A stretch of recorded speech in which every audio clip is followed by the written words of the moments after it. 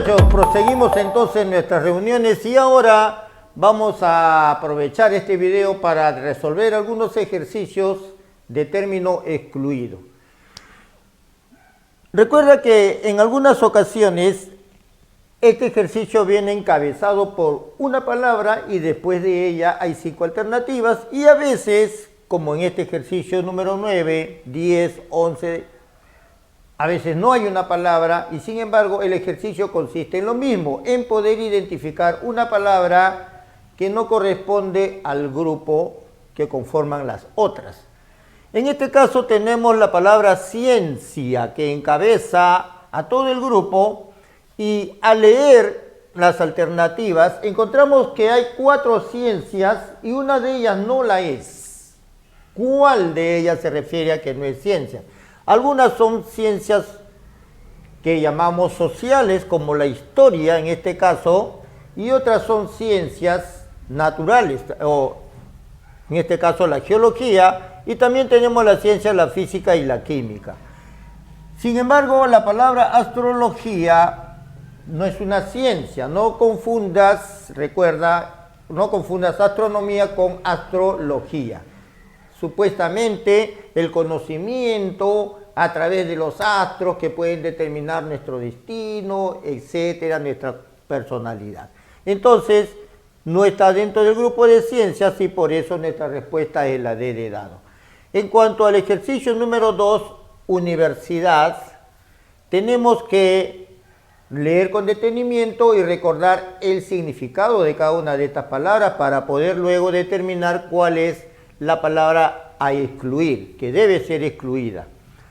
Rectorado proviene de la palabra rector. ¿Y quién es el rector? Es la persona que dirige la universidad. Pero el rectorado es el lugar, el espacio físico donde el rector ejerce su función. Lo mismo ocurre con decanato. El decano es la persona que dirige una facultad y el decanato es la instalación, el lugar donde se ubica. El alumnado, ya está de más decirlo, es el conjunto de alumnos, no necesariamente de la universidad, porque puede ser de un colegio, etcétera, de un instituto. Paraninfo y auditorio son 2 palabras similares. El paraninfo es el lugar donde se realizan las ceremonias y por lo tanto al leer paraninfo y auditorio advertimos que tanto rectorado como decanato, paraninfo y auditorio están señalando espacios físicos que conforman la universidad, de modo que el alumnado queda excluido dentro de este criterio y por lo tanto nuestra respuesta es la C. Pasamos a nuestro ejercicio número 3, que de inmediato vas a identificar la respuesta, porque la palabra gema se refiere a piedra preciosa. Es un término extenso, un hiperónimo lo llamamos, y aquí tenemos 4 hipónimos, es decir, lo que llamaríamos especies de gemas, y entre ellas encontramos rubí, esmeralda, topacio, zafiro, pero la plata, ya sabes pues que no es una gema, es un mineral precioso, sí, pero no es una gema. Fíjate bien que se lee zafiro, no vayas a pronunciar zafiro, a veces escucho que dices de esa manera. Si fuese zafiro tendría que llevar tilde en la A, sería una palabra esdrújula. Es una palabra grave, zafiro. No lleva tilde porque es una palabra grave que termina en vocal. Tenemos aquí número 4 el ejercicio que dice rumiante. Y aquí pues bueno, tienes que recurrir a tus conocimientos en el curso de biología, ¿no? Porque no lleva zoología, pero en biología entonces te explican qué son los animales, ¿no? Aquellos que digieren sus alimentos y luego lo regurgitan para volver a digerirlo, ¿no? Entonces, dentro de ese grupo de rumiantes Está la vaca, la oveja, el ciervo, la cabra, pero no el caballo. El caballo no pertenece a este grupo de animales llamados rumiantes y que, te repito, tienen una característica que es la que he mencionado hace un momento y que tú seguramente sabes más que yo porque estás al día en estos conocimientos que llevas en tus clases escolares. Número 5, verano. Tenemos aquí otro ejercicio en el cual las palabras están relacionadas entre sí porque conforman lo que ya tú sabes se llama un campo semántico. Es decir, palabras que no siendo sinónimas tienen un rasgo común, eso que en semántica se llama un sema común. ¿Qué es el sema? Recuerda que es la mínima unidad de la semántica, la mínima unidad que tiene sentido, así como en fonética hay el fono, así como en fonología hay el fonema, así como en sintaxis es la oración, así como en morfología es el morfema, la mínima unidad de cada una de esas ramas del estudio. Igualito ocurre en semántica. En semántica la mínima unidad se llama sema. ¿Ve? Entonces, todas estas palabras tienen algo en común, es que se refieren pues al verano, la playa, el lugar donde vamos a veranear, a disfrutar del sol, del mar, ¿no? El sol, que es propio del verano, el bronceador, el mar, pero el paraguas, si dijera sombrilla sería diferente, pero como dice paraguas, es para protegernos de la lluvia y eso está más relacionado con el invierno y no con el verano. De modo que pasamos ahora a nuestro ejercicio número 6, tenemos la palabra planeta, que de inmediato nos remite a universo, y el universo está poblado, está lleno de elementos diversos, como este que encabeza el ejercicio, que es la palabra planeta, pero también los cometas, los asteroides, los satélites, siempre y cuando sean naturales, las estrellas, pero el cohete es un elemento artificial que no forma parte entonces del conjunto que estamos denominando universo, dentro de los cuales están todos los demás. No sé si ya averiguaste, te comenté en una clase anterior acerca del famoso planeta Pi, ¿no? ¿Averiguaste o no averiguaste? A ver, averigua el planeta Pi. Número 7, conejo. Tenemos nuevamente aquí un ejercicio de campo semántico, porque si buscamos si son sinónimos, si son antónimos, si son hiperónimo, hipónimo, no vamos a encontrar entre ellas esas relaciones. Pero sí vamos a recordar que el gazapo es la cría del conejo, que el conejo es un animal mamífero, cuyo hábitat, cuya vivienda es la madriguera y que se alimenta, lo sabemos bien, zanahoria. ¿Qué profesor? Zanahoria no es el que es así, ¿no? Un bonachón, sano, ingenuo. Bueno, ese es en el habla coloquial, juvenil, la jerga que llamamos, ¿no? Pero en estos ejercicios no tienes que remitirte a ese tipo de especulaciones, tienes que remitirte al significado inicial, que es el significado denotado. De modo que aquí la palabra cérvido, que es un término que usamos como para clasificar a un determinado grupo de animales, la palabra cérvido escapa a este campo semántico relacionado con conejo. De igual modo ocurre para el ejercicio número 8, donde dice guerra. ¿Tenemos alguna palabra que sea sinónima de guerra? No. Pero sí tenemos palabras que están dentro de este campo semántico, porque una guerra genera, produce, ocasiona, acarrea destrucción, muerte. Su consecuencia es la crisis y también en el aspecto ya psicológico, el pesimismo. ¿Qué cosa es el jolgorio? Si dice, por ejemplo, no, caramba, ¿dónde estaba? Te has ido de jolgorio, has estado disfrutando. Es la fiesta, el bullicio, la alegría. Entonces, es lo contrario de todo lo que puede ocasionar la guerra. En el ejercicio 9 ya no tenemos una palabra que encabece todo el grupo, tenemos de frente 5 de ellas, pero debemos determinar cuál no pertenece al grupo. Y aquí tienes que recurrir a tu conocimiento de sinonimia y antonimia. Y aquí, al observar las palabras, vas a encontrar que hay 4 de ellas que son sinónimas entre sí. Ya conoces, la más usual para ti es la palabra avaro, que en el habla popular es sinónimo de tacaño. Más usamos la palabra tacaño, casi no usamos la palabra avaro. Y mucho menos usamos la palabra cicatero. Pero sí es de uso bastante común la palabra mezquino.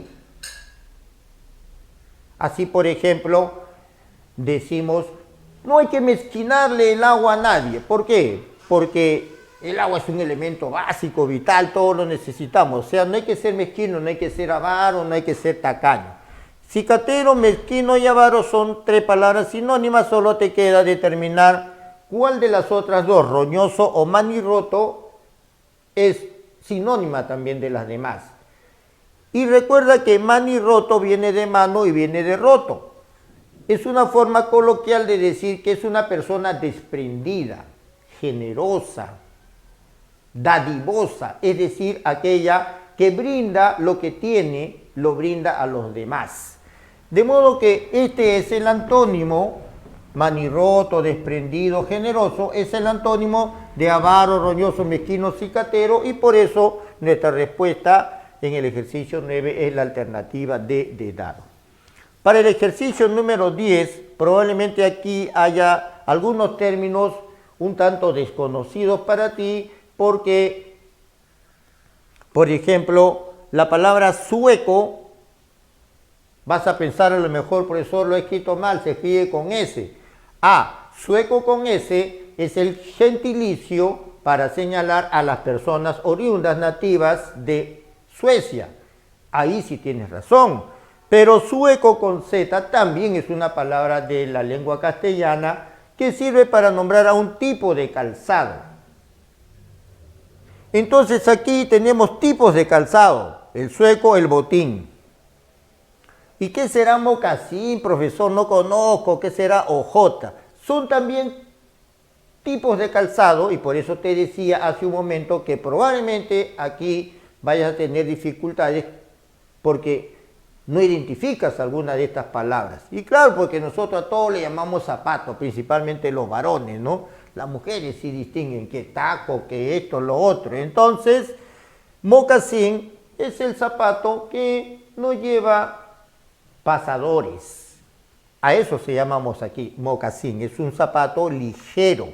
Y la ojota es un tipo de calzado propio de nuestras culturas nativas, indígenas, esas que parecen unas sandalias, que son artesanales, hechas con los restos de las llantas. Entonces a eso llamamos ojota. También ahora, por supuesto, se elaboran a ese estilo de ojota se elaboran con cuero, con materiales más delicados y más costosos. De modo que aquí nuestra respuesta nos sale kepi, que es un tipo de gorro. Para el ejercicio número 11, ya rápido te has dado cuenta de que tenemos 4 tipos de árboles y el tulipán no es un árbol, es una flor, de modo que aquí lo respondemos rápido y pasamos al ejercicio número 12.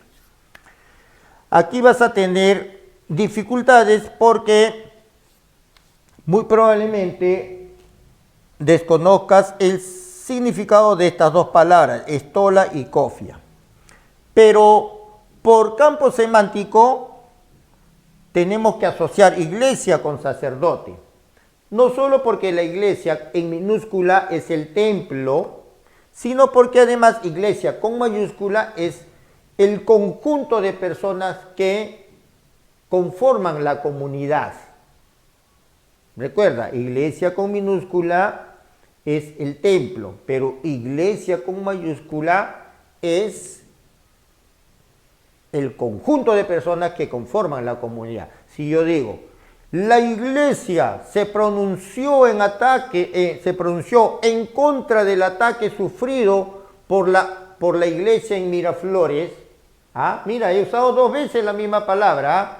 La iglesia se pronunció en contra del ataque sufrido por la iglesia en Miraflores. Tengo que saber escribirla. En el primer caso, la iglesia está hablando de la comunidad, de la institución. Esa la tiene que escribir con mayúscula. El ataque sufrido por la iglesia. No sé si escuchaste, leíste, viste la noticia acerca de que en Miraflores le arrojaron una bomba molotov, esa que se llena con gasolina y la arroja, se prende. Le arrojaron a una iglesia hace unos meses aquí en Lima, en Miraflores. Entonces, la iglesia en mayúscula se pronunció en contra de ese ataque contra la iglesia, que es con minúscula, ¿ok? Ya, muy bien, entonces te decía que iglesia está relacionado con sacerdote por esas 2 razones, pero además también Eucaristía está dentro del campo de sacerdote. Es lo que hace el sacerdote cuando nos brinda sus palabras. Celibato proviene de célibe, y célibe es sinónimo de soltero. ¿Por qué el celibato está relacionado con sacerdote? Porque ellos, al momento de graduarse, vamos a decirlo así, ellos juramentan que van a permanecer siempre solteros, no van a tener mujer, no van a tener esposa. Entonces ellos tienen un voto que se llama de celibato. De modo que ya tienes A, B y E, 3 palabras del campo semántico de sacerdote, y solamente te queda C y D. ¿Qué vas a hacer en este caso? Si estás obligado a responder, tienes que decidirte por una de ellas. Si no estás obligado a responder, entonces, y tienes dudas, lo recomendable es que lo dejes. Pero si quieres tentar, entonces ya pues te pones, no Tim Marín de Dopingüe, si no Ave María, dame buena puntería, ya depende de ti, ¿no? Pero ahora que estamos aquí, tú puedes recurrir al diccionario. Entonces vas a encontrar que tu respuesta es la D de dado, cofia.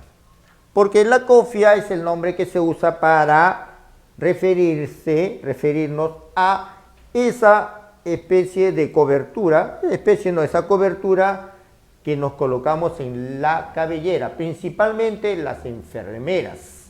Pero también a veces cuando uno cocina se coloca algo en la cabeza para evitar que los cabellos que caigan en la comida. Entonces a eso se llama cofia. Y la estola, ¿qué cosa es, profe? La estola es esa vestimenta que se coloca el sacerdote cuando va a realizar su misa. Eso. Tiene un hábito, pero debajo se ve como unas cosas que va así en B, eso se llama estola. En el ejercicio número 13 tenemos aquí 4 palabras que son sinónimas. ¿Cuál no es sinónima de las demás? A ver, ¿cuáles conoces? Amputar, esa tienes que conocer. La ley del talión, ojo por ojo, diente por diente. Si robas, si cortaste la mano a alguien, que te corte en la mano. Amputar es sinónimo de cortar. Y por lo tanto es sinónimo de mutilar. Mutilar.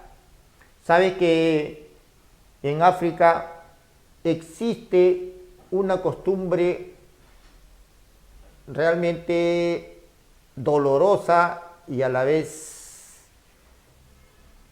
criticable, censurable, pero es su costumbre de mutilar el clítoris a las jóvenes? ¿Sabes o no sabes? Eso existe en nuestro mundo actual. Y por eso que hay organizaciones que trabajan en el continente africano que luchan por erradicar esa costumbre. Hace algunos meses me parece que leí eso, que habían logrado ya que en algunos países prohíban esa práctica. Mutilar entonces es sinónimo de amputar y se refieren a cortar. Te queda seccionar, te queda extirpar y te queda cercenar. ¿Recuerdan la famosa guillotina? ¿Para qué servía la guillotina?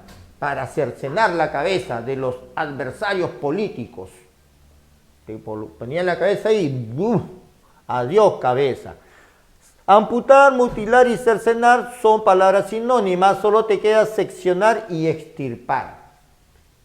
¿Qué cosa es extirpar si decimos, uy, me han detectado un tumor y tienen que extirpármelo? Quiere decir que tienen que extraértelo, ¿no es cierto? De modo que aquí en tu ejercicio número 13 la respuesta es la D de dado, porque seccionar también es mutilar, cortar, cercenar, amputar. Número 14. Dice barco. Y al leer las alternativas, debes reconocer de inmediato que la proa es la parte delantera del barco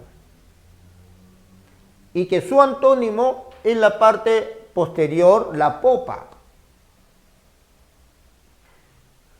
Y de allí deduces que estamos hablando de las partes, ya sea delantera o posterior de un barco, y también las partes laterales, que has de conocer son el babor y el estribor, babor y estribor. De modo que tu respuesta en el ejercicio 14 es la palabra fuselaje, alternativa C. ¿Qué cosa es el fuselaje? Es un término que se usa en aeronáutica, o sea, en aviación, para mencionar, para señalar a la parte, digamos, lo que sería la columna del avión, donde van a colocar los asientos, van a ir los pasajeros y también va a ir el piloto y va a ir la tripulación. Recuerda que tripulación no es lo mismo que pasajeros, ¿ah? Entonces a eso se llama fuselaje, pero eso forma parte de un avión y no de un barco.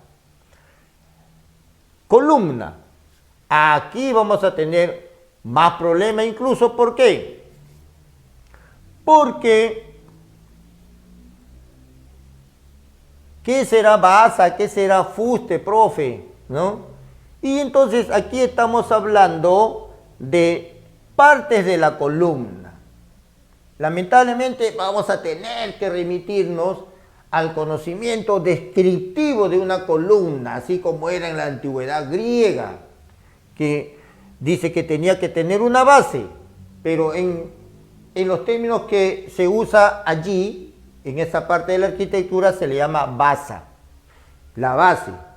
Y la parte superior se llama capitel. Recuerda que caput es cabeza, por eso capitel es lo que está en la parte superior. Estamos hablando de partes de la columna. El fuste es lo que va en el medio, dice, entre la basa y el capitel, lo que sería el cuerpo de la columna. Te queda solamente dintel y cornisa. Y dintel, ¿qué cosa es? Es la parte superior de las puertas, donde a veces nos dicen que si ocurre un terremoto debemos refugiarnos porque supuestamente es una parte segura. Digo supuestamente, ¿por qué? Porque se parte de la idea de que un dintel bien construido lleva fierros, es una zona resistente. Pero en muchas construcciones eso no ocurre, de modo que esa recomendación no siempre es válida, pero el dintel entonces es la parte superior de la puerta. ¿Qué es la cornisa? Una parte que está en el capitel. Número 16.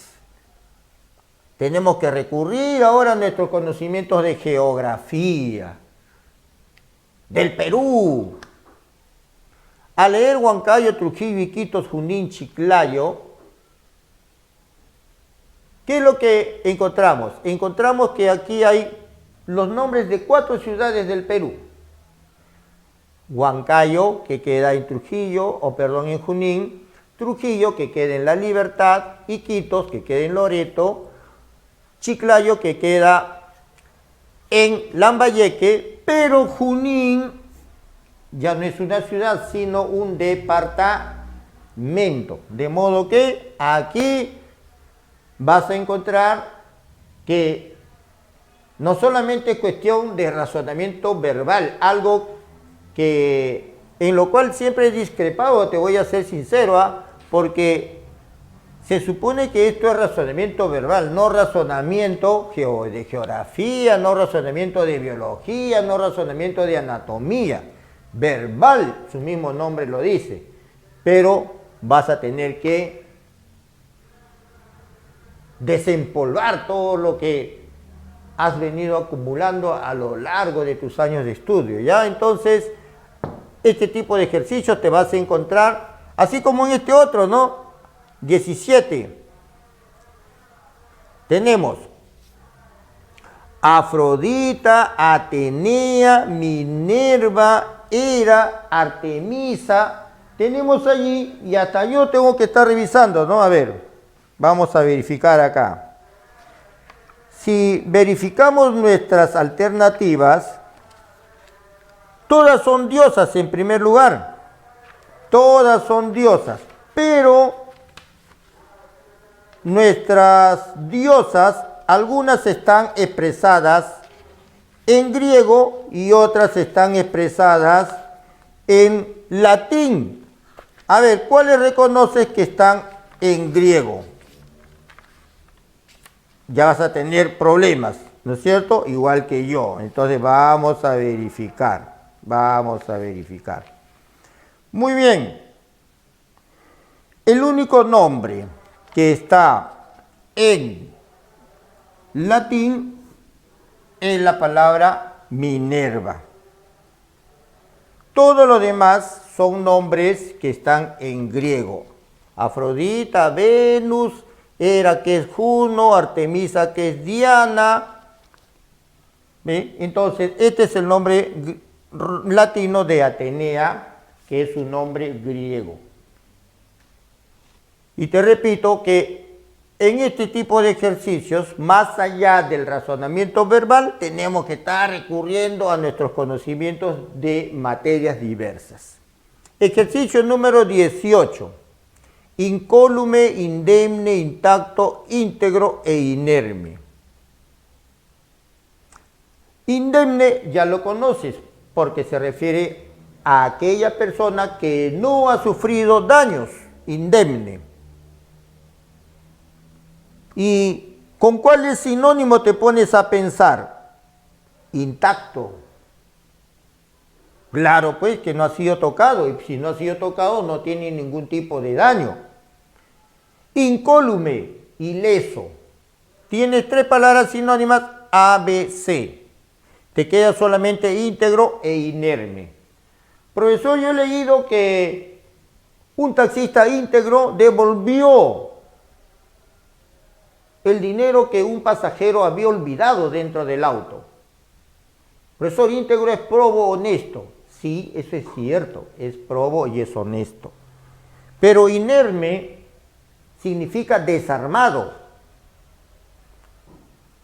De modo que, a ver, si nos ponemos a pensar y decir, profesor, íntegro es probo e inerme es desarmado, quiere decir que hay dos respuestas. Sí podrías ponerte a pensar en eso y estaría bien. Pero recuerda que íntegro también se refiere a que está completo. Y si está completo, no está deteriorado, no ha sufrido ningún tipo de daño. Y tienes de inmediato que pensar que esta palabra se está refiriendo a ese sentido, de que es incólume, indemne, intacto, que no ha sido tocado. Por lo tanto, tu respuesta es inerme. Inerme viene de arma. Pero así como apto da lugar a la palabra inepto, o sea que es incapaz, inapto, en vez de decir inapto decimos inepto, igualito ocurre con arma. Inarma no existe, existe inerme. Igual con la palabra barba, que no tiene barba, imberbe. ¿Ve? Son algunas cositas que ocurren en nuestra lengua castellana. Para el ejercicio número 19, tenemos la palabra hito. Una de sus acepciones señala que hito es un suceso de enorme importancia, de gran trascendencia. Así, por ejemplo, podemos decir que La llegada de San Martín a la bahía de Paracas representó un hito en el proceso de la independencia del Perú, porque allí se está iniciando toda nuestra lucha por independizarnos de España. Eso significa hito, un hecho trascendente, pero acá no encontramos nada de eso. ¿Por qué? Porque hito también es huella, es señal. Y así, por ejemplo, cuando hablamos de los límites entre Perú y Chile, hablamos del famoso hito de la Concordia, ¿no? A ver, ¿sabes eso o no? El famoso hito de la Concordia, que señala dónde termina Perú, dónde va a empezar Chile, y sobre el cual hay todavía sigue habiendo una disputa, aunque ya gran parte de toda esa controversia ha sido resuelta, pero esa partecita por ahí todavía tiene ciertas disputas. Entonces, hito se refiere a eso, una huella, una señal que se deja como límite o para señalar en las carreteras, por ejemplo, para señalar el kilometraje. Cuando vas de viaje, vas viendo la carretera, una especie de piedra, ¿no? Que dice kilómetro tanto. Eso se llama un hito, un mojón también se dice. Huella, mojón, señal y vestigio. Tu respuesta correcta para el ejercicio 19 es la palabra bedel, que en las carreteras es un pequeño declive para que discurra el agua. Estamos ahora en el ejercicio número 20, obsoleto. Obsoleto es algo que por su antigüedad está quedando en desuso. Es obsoleta, una máquina de escribir en esta época en que usamos computadoras. Tantas cosas que han quedado obsoletas porque la tecnología avanza, ¿correcto? Entonces, sinónimos de obsoleto, que es antiguo, tenemos vetusto, viejo. Esas dos palabras debes conocerlas, de arranque, como se dice, de cajón. Y te quedas con tres palabras que probablemente sí te ofrezcan un poco más de dificultad. Como provecto. No, profesor, se ha equivocado, es proyecto. No, existe la palabra provecto, que significa muy antiguo. Ah, entonces si es muy antiguo, quiere decir que es sinónimo de antiguo vetusto. Por supuesto. Y tenemos la palabra anacrónico. ¿No te suena a algo anacrónico? Sí, ¿no es cierto? Te suena a crono, que es tiempo. Crono, tiempo. Y precisamente por eso usamos la palabra anacrónico para referirnos a aquello que está fuera de tiempo. Si por ejemplo hoy que estamos ya año 2020, te asigno una tarea para que me la entregues en disquete, tú ni siquiera vas a entenderme qué cosa es disquete. Entonces, profesor, ¿qué es eso? Bueno, vas a presentar ahí, lo vas a grabar y me vas a entregar el disquete, yo lo voy a leer. ¿Qué, profe? ¿No uso USB nomás? No. Eso era previo al USB. Entonces, ese es un aparato anacrónico, fuera de tiempo, vetusto. Nuestra respuesta para el ejercicio número 20, entonces, es la palabra arcano. ¿Qué cosa es arcano? No tiene nada que ver con arca. Arcano es algo secreto, misterioso. Número 21. Recuerda que versado es la persona que tiene conocimientos amplios en un determinado tema. Es por lo tanto un experto, aunque acá no hay experto, pero sí reconoces perito y reconoces ducho. Esas dos palabras que ya deben formar parte de tu vocabulario, perito, experto, ducho, y te queda fogueado, avesado y pipiolo. Avesado la sueles escuchar cuando habla, ¿no? Un avesado ladrón fue detenido por la policía cuando arrebataba carteras en el puente Caquetá, en el distrito de San Martín de Porres, en Lima. A ver, ¿Por qué lo llama avesado? Cuando uno escucha avesado, uy, se asusta y dice, seguramente que era muy peligroso, muy malo, muy perverso. No, lo llaman avesado porque ya está acostumbrado, es una persona experta en esas cosas, por eso lo llaman avesado. Está acostumbrado a eso, capaz de enfrentarse a la policía, hacer cualquier cosa, ¿ve? Entonces ya tienes avesado, ya tienes perito, ya tienes ducho, solamente te queda fogueado y pipiolo. Pero yo sé que muchos de ustedes rápido identifican la palabra pipiolo, que es bisoño, inexperto, novato, quien se está iniciando recién en algo, en la práctica o en el conocimiento de algo. ¿Quiere decir que fogueado, profesor, es sinónimo de ducho, perito, avesado? Sí, solo que es una palabra de un uso coloquial, cuando quiero decir, por ejemplo, ¿no? Vamos a encargarle esta tarea a Pedro, porque Pedro es un hombre fogueado ya en el conocimiento de escalar montañas. ¿Por qué decimos que es un hombre fogueado? Que ha adquirido experiencia en algo, ya es un experto.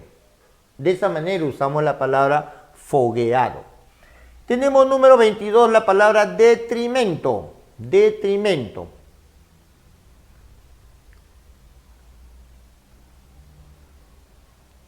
Es sinónimo de perjuicio. Acá tenemos perjuicio. Pero te voy a poner un ejemplo, ¿no? En la Biblia se narra el caso de un hijo, tú me vas a decir quién es, de un hijo que al observar que su padre tiene preferencia por el hermano, o sea, es un sujeto, hijo, que ve que su padre prefiere al hermano, entonces, ¿qué hace? A ver, ¿qué hace ese hijo? Mata al hermano, ¿no? En la Biblia es así.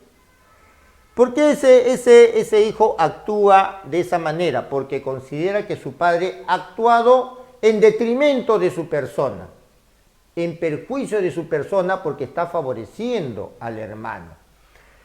Para que entiendas esa palabra, detrimento. Si el gobierno decide favorecer a una determinada región y a las otras no, dice, ha favorecido a la región Lima en detrimento de las regiones pobres del interior de nuestro país. En detrimento, en perjuicio. Entonces, esta palabra perjuicio es sinónimo de deterioro, es sinónimo de desmedro, es sinónimo de menoscabo, pero no tiene nada que ver con templanza. Recuerda que la templanza es la moderación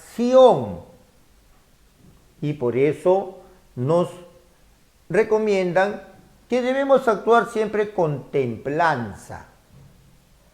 No vayas a pedir que estás templado, enamorado, no, templanza es con moderación, con calma, con sensatez.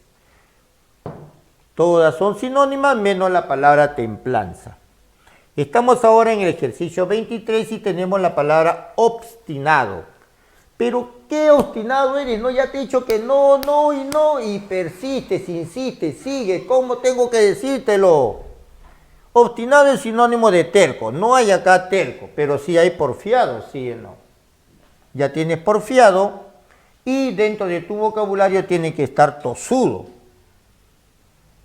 Y te queda contumaz, deferente y pertinaz. Y esta es una palabrita que no debes olvidar. ¿Qué significa actuar con deferencia? Actuar con amabilidad. Deferencia es el sustantivo, pero deferente es el adjetivo y no tiene nada que ver con obstinado, que es sinónimo de contumaz, porfiado, terco, testarudo, pertinaz, tosudo. En el habla popular es llamado cabezadura, ¿no es cierto? Y por eso que tu respuesta es la C. Para el ejercicio 24. Para el ejercicio 24 tenemos la palabra memo, que es tonto, bobo, que carece de habilidades intelectuales. De modo que acá, si buscamos algún sinónimo, no encontramos sinónimos, pero sí encontramos antónimos, partiendo de la palabra hábil. Y continuando con la palabra ladino, tunante, taimado, pillo, bribón, todas esas palabras que son sinónimas entre sí, pero audaz, que es sinónimo de osado, atrevido, escapa de este campo del conocimiento, porque el memo es el tonto, el que carece de habilidad intelectual. No estamos hablando de habilidades intelectuales, estamos hablando, en este caso de audaz, de atrevimiento, de osadía, de valor, de coraje para enfrentar las cosas. Tenemos ahora ejercicio número 25. Enhorabuena. Y acá hay 5, bueno, siempre va a haber 5 alternativas, pero tenemos 4 palabras que son sinónimas de enhorabuena. Pero lo primero que tenemos que saber es enhorabuena, pues, ¿no es cierto? Que no tiene nada que ver con Nochebuena, que ya se va acercando, va a llegar la Navidad, 25 de diciembre, nos saludaremos. No, no tiene nada que ver con Nochebuena y enhorabuena, ¿ya? Enhorabuena es sinónimo de felicitación.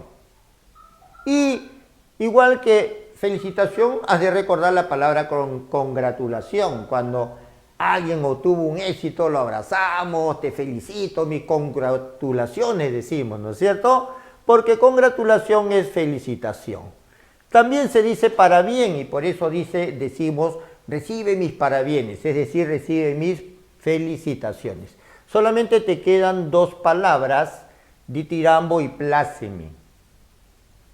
Y en tu clase de literatura recuerda que te enseñan que el ditirambo es una composición poética que está dentro del género lírico, y recuerda que el género lírico junto con el género dramático y el género narrativo forman parte de los géneros literarios, ¿no es cierto? 3 géneros literarios: dramático, narrativo, lírico.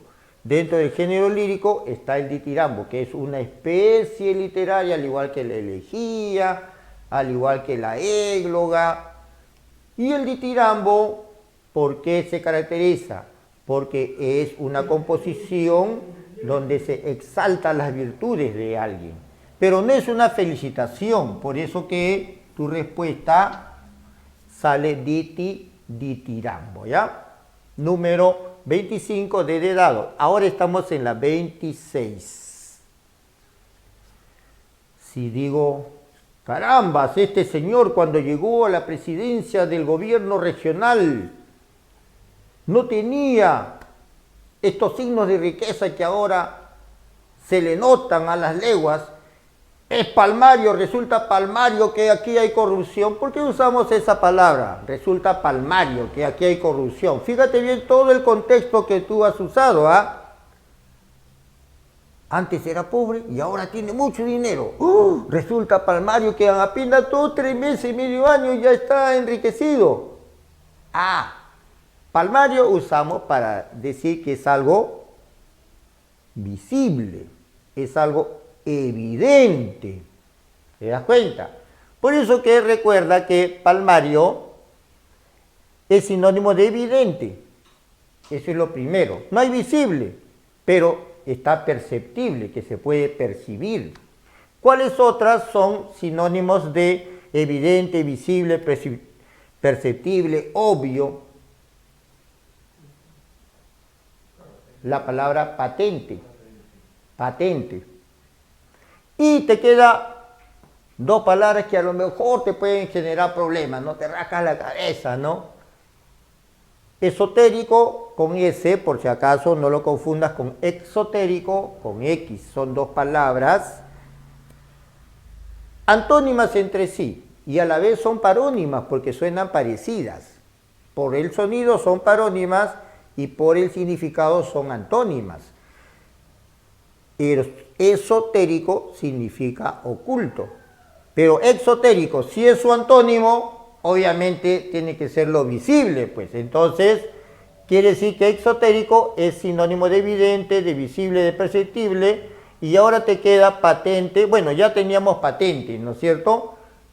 Recuerda que latente es lo que está oculto, lo que está dentro de algo. Guarda un sentimiento latente hacia ti. Ya lo has dicho, si está guardado es porque está oculto. ¿Te das cuenta? ¿Ya? Entonces, a veces se confunde con esa palabra, pero latente es oculto, ¿ya? Estamos en el ejercicio 27. Indolente. A veces indolente es sinónimo de insensible, o sea que no sientes dolor, no te duele lo que le ocurre, lo que les ocurre a los otros. Te vuelve frío, como dice, duro, ¿no? Insensible. A veces es eso, pero a veces indolente también eres impasible, impávido, sereno, imperturbable. De modo que tienes impasible, impávido, insensible, 3 palabras sinónimas de indolente y te queda estoico e impetuoso. En uno de los ejercicios que vimos en la clase de términos excluidos, ahí explicamos el término estoico, que usamos para calificar a la persona que permanece insensible ante el dolor. ¿Por qué? Porque el estoico en la antigüedad griega, que se adhería a la corriente filosófica llamada estoicismo, el estoico asumía que el dolor es parte de la vida, el sufrimiento es parte de la vida y el ser humano no tiene por qué turbarse ante ello, tiene que proseguir. Y de ahí usamos la palabra estoico, para decir que soportas pues, ¿no? Cualquier adversidad y permaneces sereno, imperturbable. De modo que aquí impetuoso es todo lo contrario de lo que estamos expresando. El ímpetu es la energía con que uno realiza, ejecuta una acción. Muy agresivo, ¿sí o no, Zambrano, cuando le metió el codazo a su rival? ¿Sí o no?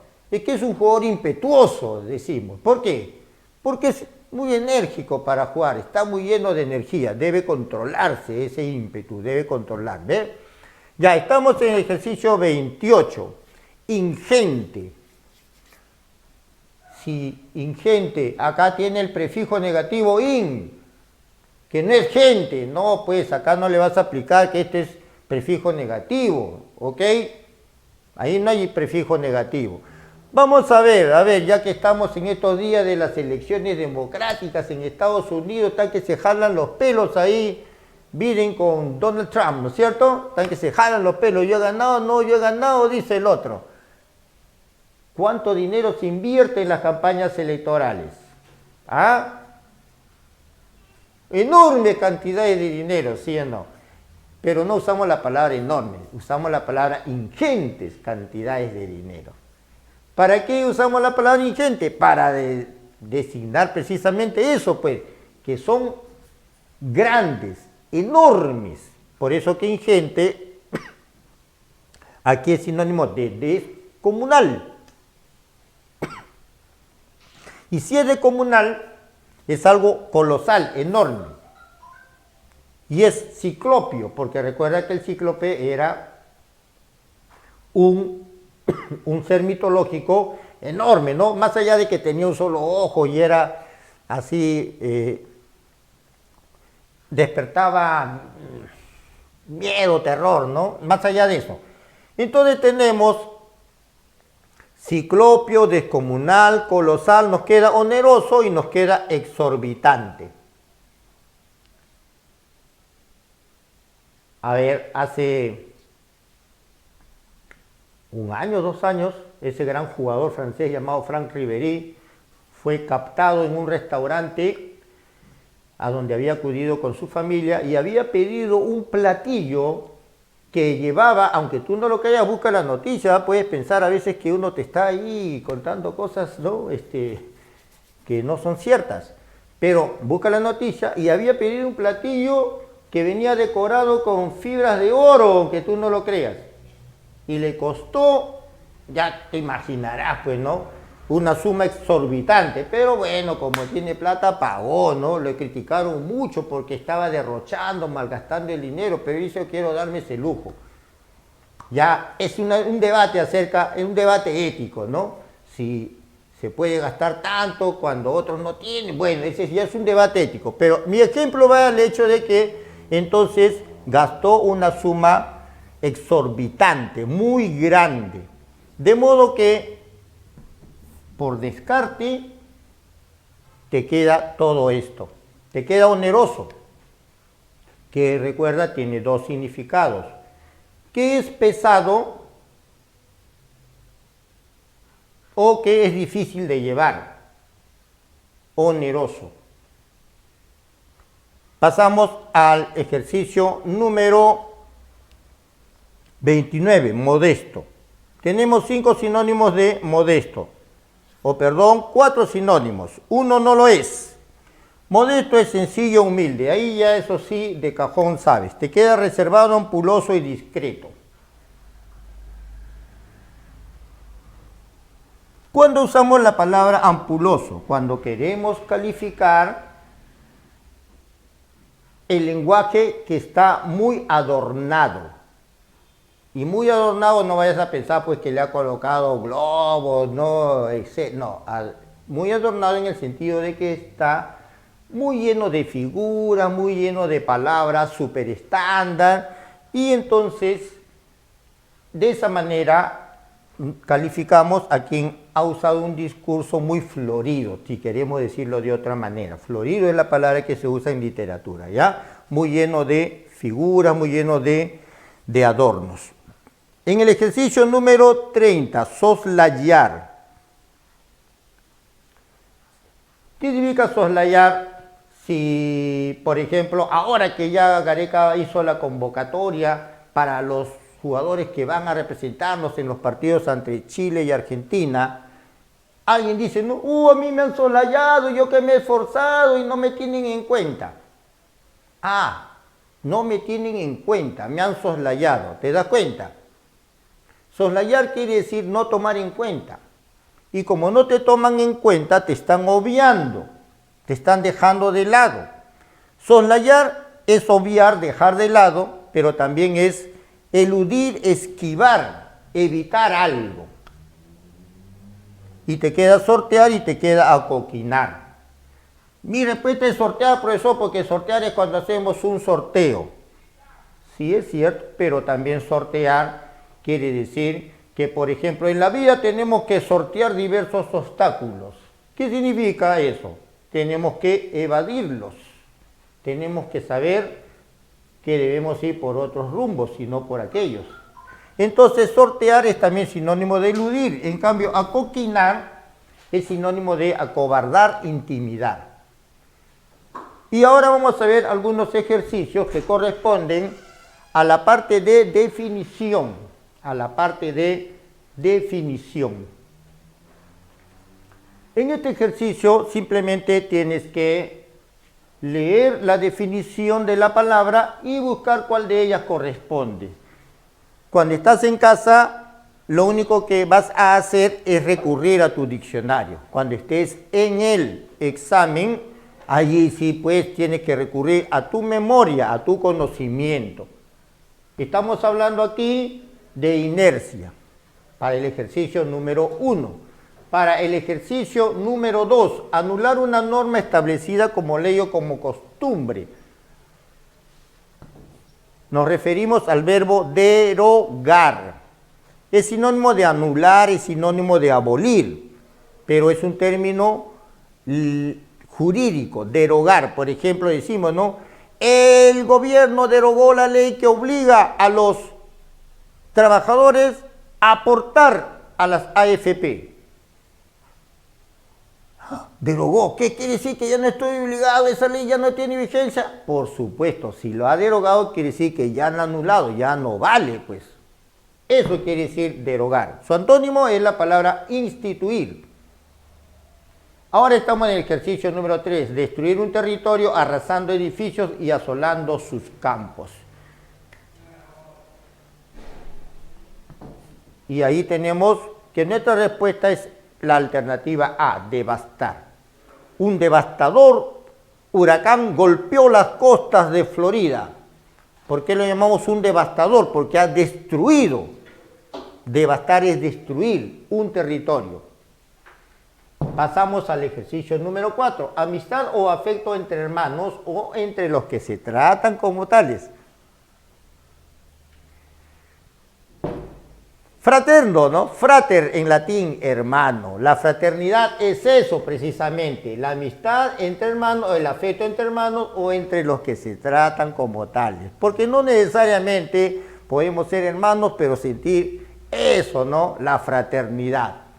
Y por eso es que los que forman parte de esa agrupación política llamada APRA y se celebran su Día de la Fraternidad, ¿no? ¿Por qué? Porque se consideran todos hermanos, aunque ahí se meten cabes y todo, pero bueno, ese día 20 de febrero, ¿no? El Día de la Fraternidad, ¿no? Porque dice que se tratan como hermanos.